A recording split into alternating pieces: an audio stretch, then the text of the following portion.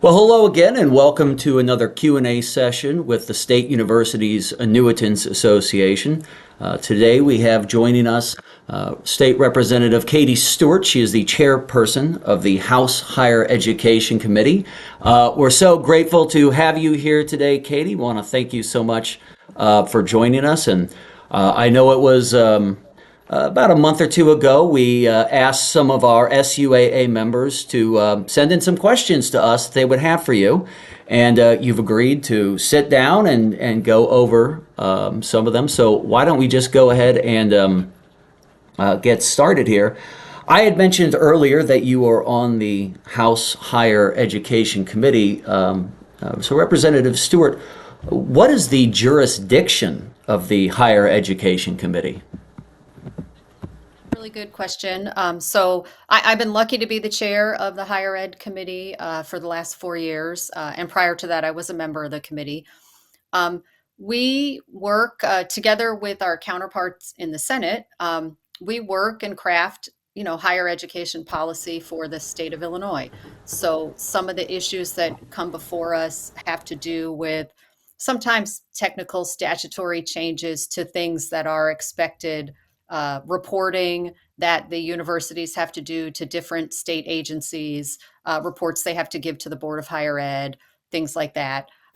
We took a hard look at student teaching this year and the issue of trying to pay student teachers to make sure that we're perpetuating that profession. And then we also work hand in hand with the Appropriations Committee to deal with funding for our institutions of higher education. And then I'll let our audience know that she is very much correct. I was in a lot of those committee hearings for the stipends for student teachers. That was there was a lot of passion behind that by a lot of young people pursuing that profession. Another one of our members asks, what is the difference between the Higher Education Committee and the Higher Education Appropriations Committee? That's a great question, and I'm lucky enough. I do serve on both committees and have for a long time. The Appropriations Committee, that's where the leaders of our different institutions, from our community colleges, our four-year universities, the Illinois Math and Science Academy, and the like, they come before the committee, explain their use of their state dollars that they get in the past, and then advocate for their institutions for future funding. And so we make recommendations for levels of funding in our state budget. Going now into some of pensions, which is very important to our members. This year, let's say, do you know of any legislative threats that you could think of, maybe in the fall veto session or maybe even next spring session? Do you know of any legislative threats that you see facing the Tier 1 pensions? I actually think I have, good news on this front. I first of all, I want to say first and foremost, a pension is a promise. We know that a lot of folks in higher education, you make that choice. Lots of people could be doing other careers, doing other things in their fields of expertise, but they are giving back to our future generations. And one of the ways that we reward that is with that safe, secure pension. The conversations actually, I feel, have been shifting. We're more likely to hear about adjusting Tier 2 and working out a lot of the differences in the pension system and handling those recruitment and retention issues that have stemmed from Tier 2 being not a great system for the people currently in it. So I know for years, and I got the same emails about the worry about changes to the pension. I do feel that that conversation is shifting. I don't feel that that's going to be a threat in our upcoming future. And somewhat on the same, in the same type of question. So you had just talked about whether current pension payments will be reduced, but building on that, this member had asked, what risk do you think there is that the state could go bankrupt or be bailed out by the feds? And then it asked the question about, and have current pension payments reduced. Do you have any thoughts about potential bankruptcy for Illinois or a bailout by the federal government? Yeah, I think in years past, that was a much more legitimate concern. We have been passing responsible budgets, budgets that have allowed us to put money into the rainy day fund, budgets where we have been making pension payments on time. I mean, I think it speaks volumes that we've had, I think it's 10 credit upgrades in just the last few years, that Illinois is definitely on a much stronger and secure fiscal path than it has been before. So I feel very confident in our fiscal standing. We can do better for sure. There's a lot of decades of mistakes, I would say, in our past, and we are working to undo those and dig ourselves out of the hole. We have been increasing funding for higher education. I was disappointed to only have the 2% increase in this fiscal year. But all that is doing is getting us caught up to the hole that was dug in the past. But if we continue on this same smart path, we're going to get Illinois' finances really going the way that they need to go. And getting back now to well, I'll have ask another question about your work as the chair of the Education Committee, but I guess this one is a little bit more open ended. What are the goals you are working on? Kind of just out there open. I don't know if it's gardening could become one of them, or maybe they mean more legislative, but are there anything, let's say, in higher education? I mean, you mentioned the funding was only at 2%. Or is there any initiatives that you would like to get passed here in regards to higher education? I think education is opportunity. Higher education needs to be available for everybody that wants to take advantage of it. And we have to open up our scope of thinking about higher ed, right? Um, we have trade schools, we have 2-year schools, we have 4-year schools, public and private, and all of those provide different opportunities for different students. So I want to make sure that we're supporting that entire system. My goals are, again, whatever we can do to bring those costs down for the students and families trying to attend. And to me, that means making smart investments from a state level. There will be coming up, there was a report done by the Commission on Equitable Funding, and I did serve on that commission. That report came out. We will be seeing a lot of hearings and information about that. So it'll be interesting to see if that factors in to our budget conversation next year. If we kind of come up with a formula. If you know anything about our K-12 funding, we have this evidence-based funding model. And so this would be the higher ed equivalent. Obviously, K-12 funding is very different than higher ed funding. So there's a lot of different pieces to that. But that's a possible big change that could be happening. Costs.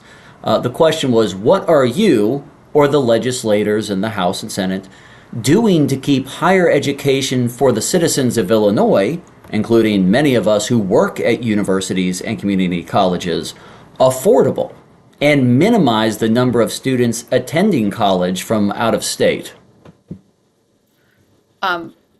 Well, I hope that you're asking about minimizing the students that we are investing in as K-12 students who then pick up and leave the state, and then we risk that they don't come back if they don't pursue their higher education here.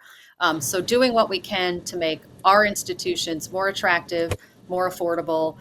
We have to tie that into specific workforce goals. While I don't believe higher education solely serves the purpose of, it's not workforce training, it's not job training, it does so much more beyond that.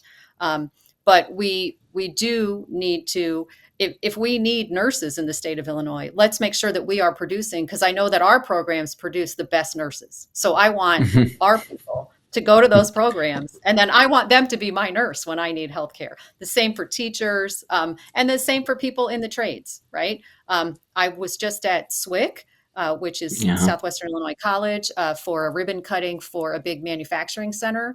That is the result of some investment from the Rebuild Illinois project. So we just want to grow all of that and make it all attractive. And making schools attractive to students also means making schools attractive to the professors and the staff there as well too. So recruiting the best and brightest of our instructors and our professors goes part and parcel with investing in our institutions. And this question here, this is a little bit long, so but I know this is one you were wanting to get to. So our our member asks, I have always felt that if a person receives a MAP grant, or a Pell Grant for that matter, they should be required to attend their community college for their associate's degree and prove their ability to be academically successful before taxpayers should have to pay for the rest of their bachelor's degree. Many of low-income high school graduates would benefit from the extra support provided at their community college. After that, they would be more equipped to succeed at a university. In addition, many families who cannot afford to send all of their children through 4 years at a university are paying for other people's children to attend 4 years at university. What is your opinion on this issue? Well, I can understand the logic behind that, that if it's state dollars, you want to get the most bang for your buck, so to say. But I don't think it's fair to categorize a student that because of their family socioeconomic status, that equates to their ability as a student. And the idea of the MAP grant is that students, it's again, higher ed is different than K-12, where you attend your neighborhood school district. People go to higher education in pursuit of specific programming. And programming might be available at a 2 year institution, but it might not be. And their specific career goals, their specific life goals might only be attainable with that 4 year degree. So I don't want to hamstring a student just because of the background of their parents and how much money their parents make. And I look at when we invest in MAP dollars, we're investing in people. And investing in people means we're investing in our state and the future of our state. And we're building the best future possible by making those investments. So I think the MAC program works well. I was very proud to be one of the main authors of the Aim High scholarship program. I think what this question is getting at is there are families who can afford higher education out of their own pocket for multiple children, right? They are very wealthy families. They can afford to pay out of pocket. And then there are families who student qualifies for Pell and MAP, and they get that assistance. I think we're talking about that middle range family who they struggle to send their own, but they don't qualify for that support. That's what the Aim High scholarship program was specifically designed to target, are those families, to keep them here in Illinois. Every institution has been using those dollars and using them wisely, determining based on their own mission and their own student population what the qualifications are to get those scholarship dollars. Every institution has reported that it has helped them increase their recruitment of Illinois students and their retention of Illinois students. And it is keeping more people continuing on that path to that degree in higher ed and keeping Illinois students going to school in Illinois. So I'm extremely proud of that. A few years back, we actually increased the amount that we invested in the program, and we actually upped the cap of the family income limit to make it available to even more middle-class families. So I think that's a really big change that we've made, and we're just going to keep seeing that grow and grow and grow. All right, well, thank you. That sounds fantastic. We've only got two questions left. I'm saving my favorite question from the group for last. I think it's a little bit of a fun one. But the penultimate question will just be another one about pensions. This member was just asking, is there any chance the state would tax pensions? And if so, would they choose not to do it unless it was your pension is over $100,000 a year? Is there a plan to tax pensions? And if so, would it be a certain amount so that not everybody receiving a pension would be taxed? Look, what I would say is that retirees are a benefit to our society. Retirees are able to finally spend the time that they've always wanted to spend involved in those community outreach organizations. I have a few retired friends who have all summer, they've been volunteering with those sack lunch programs with young children. While when they were working, they didn't necessarily have time to do those things. They serve on the boards of our local historical societies and our children's museum and lots of other things. It's that opportunity to give back to your community. So we want to keep retirees right here where they set down their roots, where many of them, they have families that are sticking around, and so they want to stay with them. I don't see us attacking that by becoming one of those states that penalizes retirement income. And frankly, I don't see that as politically beneficial. So I don't see it would take changes through the House and the Senate. I don't see there being legislators that want to go that route. So I feel pretty confident in saying that we are not going to be taxing retirement income at any time soon. All right. Well, thank you so much so far for your time. This is our last question that we had, and this was the one that stood out to me, and you had also selected as well. How do you use your quantitative thinking and math educational experiences to the advantage of the people of Illinois? I think it's kind of nice to bring some rational thought, right? I was trained in mathematics. I taught a lot of courses in logic and reasoning. I think I look at, okay, if we do this step, what's the next step that would happen from it? And what are all of the possibilities? So I think I bring, a mind that looks at what are some possible negative consequences. And I'm not afraid to kind of play the devil's advocate and ask about, couldn't we improve something? Couldn't we make it better? And something might sound good on the surface, but if you delve in, you might benefit one group, but really harm another group. And so I like to think that I bring a very logical viewpoint to that because of my training. And I will say I have lots of colleagues that also think very logically, even though they might not be mathematicians. They do think very logically as well too. So, but no, I would say, like, I'm never using calculus. That's not part of crafting a budget. I just do that for fun in my own free time. But I do use that like rational, logical thinking. I try to do that as much as possible. Well, I appreciate you using logic, and I appreciate you for being so accessible. I know our members do as well. We got a great response from all of our members, and I do want to say that we got a lot more questions than the 10 or so that were here, but a lot of them were on the same topic or of the same variety, so we combined them together. Yes, Representative Stuart, thank you so much for joining us today. It's been fantastic. We're excited to have you, and we would love to be able to do this again with you in the future at some point. Well, I really appreciate the time and being able to connect with people. And yes, anytime that I can, I would love to always meet with your group. Thank you. All right. Well, thank you so much, Representative Stuart. Again, she is the chairperson of the House Higher Education Committee.